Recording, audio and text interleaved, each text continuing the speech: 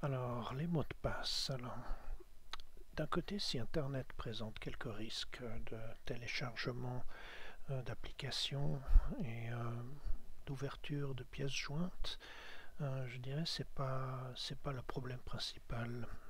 En général, le gros point faible, l'énorme, gigantesque point faible pour entrer sur un ordinateur, ce sont les mots de passe.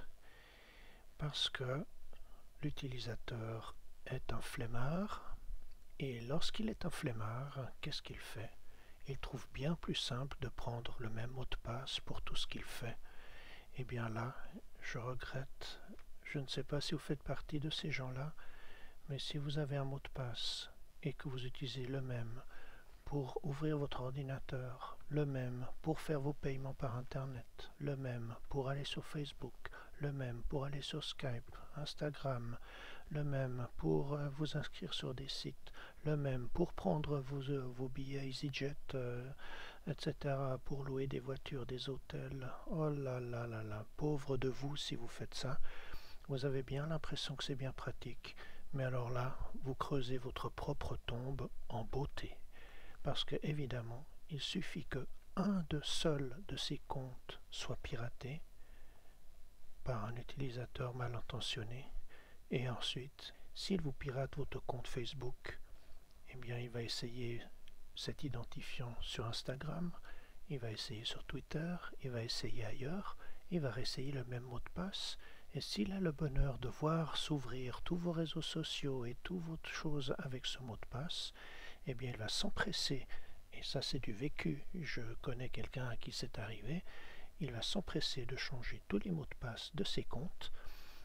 Vous ne pourrez vous plus y accéder parce qu'il aura changé le mot de passe. Par contre, lui, il aura accès toujours à vos comptes, il va se connecter à votre place et il usurpera votre identité en se faisant passer pour vous. Il discutera avec vos amis, il aura un accès à tous vos amis.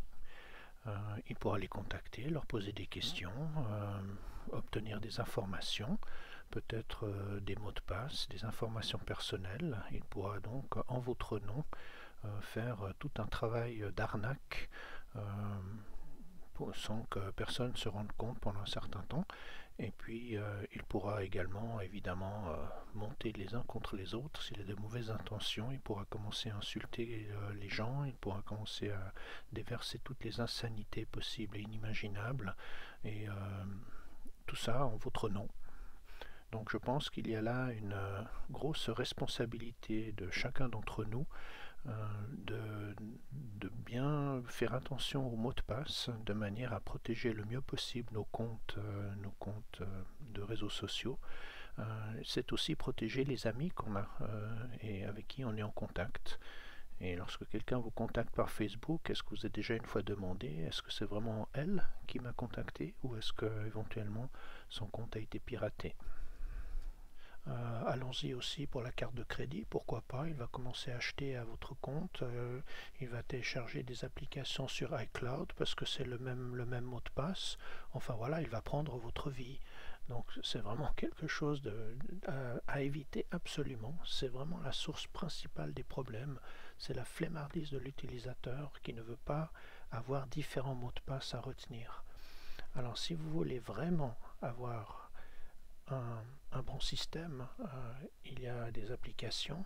Par exemple, moi j'utilise OnePassword, qui est une application qui est un coffre-fort pour les mots de passe. Simplement, ce mot de passe pour rentrer dans OnePassword, il est long comme les deux bras écartés, donc c'est un mot de passe qui est très long et bien compliqué, mais c'est le seul que je dois retenir. Et une fois que je rentre dans ce logiciel OnePassword, et bien à ce moment-là, il me donne accès à tous mes autres mots de passe. Et là, si vous voulez vraiment avoir une bonne pratique avec les mots de passe, il vous faut en tout cas un mot de passe pour ouvrir votre ordinateur, le mot de passe administrateur.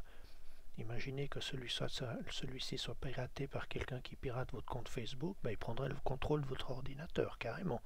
Donc voilà, je vous dis, c'est votre vie qui s'en va si une telle chose peut se produire. Donc un mot de passe particulier pour ouvrir votre ordinateur. Ensuite, un mot de passe particulier pour votre messagerie Edu. Ce mot de passe de messagerie Edu ne devrait jamais être utilisé pour autre chose. C'est votre boîte professionnelle et elle doit être limitée à ça. Ensuite, vous devez avoir un mot de passe pour une messagerie privée.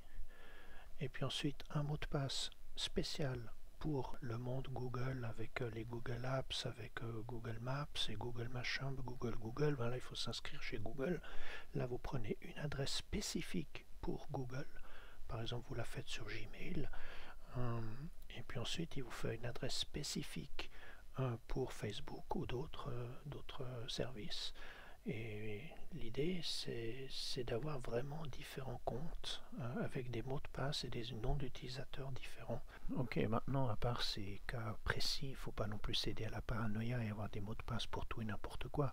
On peut très bien réunir un email avec un mot de passe, par exemple, pour des sites qui ne stockent pas de données personnelles.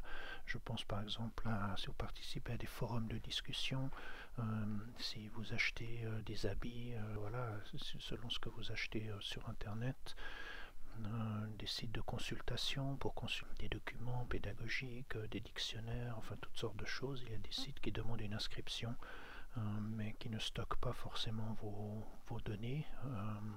En tout cas, rien de privé, pas de photos privées, pas de ce genre de choses comme pourraient le faire les réseaux sociaux. Donc là, vous pouvez très bien réunir toutes ces situations sous un seul email et un seul mot de passe. Voilà, donc avec tous ces éléments, vous l'aurez compris, l'idée c'est de cloisonner au maximum chaque service que vous utilisez sur Internet. Comme ça, si jamais un de ces services tombe et est piraté, eh bien les dégâts sont très limités.